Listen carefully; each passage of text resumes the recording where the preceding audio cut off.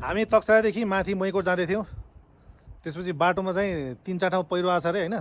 अनि पहिरोभन्दा अगाडि चाहिँ हामी एकदमै 3-4 घन्टा हिँडेर मात्रै मैकोट पुग्ने भन्ने कुरा आयो होइन। खबर आइसकेपछि अब 6-7 घन्टै हो। त्यो बाटोमा धेरै ठाउँमा पहिरो गएको कारणले गर्दाखेरि चाहिँ पहिरो त्यो हटाइया रहन्छ होइन। हामीलाई यहाँ बाटोमा हिँड्ने मान्छे एकजना भेटिनु भएको थियो। उहाँले भन्नुभयो के त भन्दाखेरि चाहिँ तपाईँ कहाँ जाँदै हुनुहुन्छ भनेर सोध्नुभयो पछाडि चाहिँ हामी चाहिँ मैकोट जाँदैछ भनेर भनेको थियौँ हामीले होइन। मैकोट चाहिँ नि बाटोमा एकदमै धेरै पहिरो आएको छ। 2-4 ठाउँमा पहिरो आइसकेको छ। तपाईँहरू चाहिँ बाइक राखेर अनि 4-5 घन्टा हिँड्नुपर्छ, त्यसपछि मात्रै मैकोट पुग्नुहुन्छ, नत्र भने त गाह्रो छ भनेर भनिसकेपछि चाहिँ अब हामी यो ठाउँबाट फेरि अब धेरै माथि होइन, यहीँ अगाडि नै हो तक्सेरा होइन।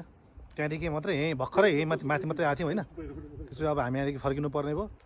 हामी अब मैकोट नगएर यता फर्किनु पर्ने भयो होइन। पाथ्याल्नादेखि ढोरपाटन जाने कुरा भयो। यता मैकोट नगएर अब ढोरपाटन जान्छौँ हामी चाहिँ।